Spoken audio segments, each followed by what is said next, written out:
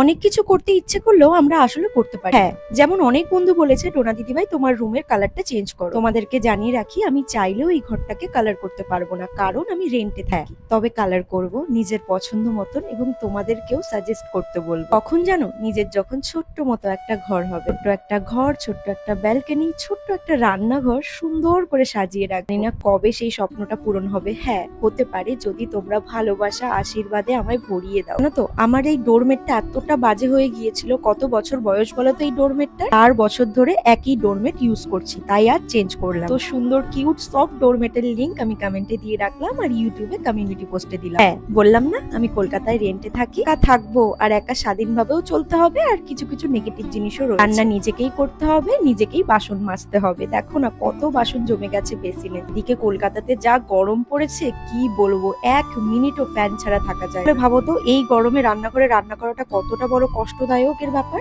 তাও করতে হবে, এটাই তো জীবন বলো।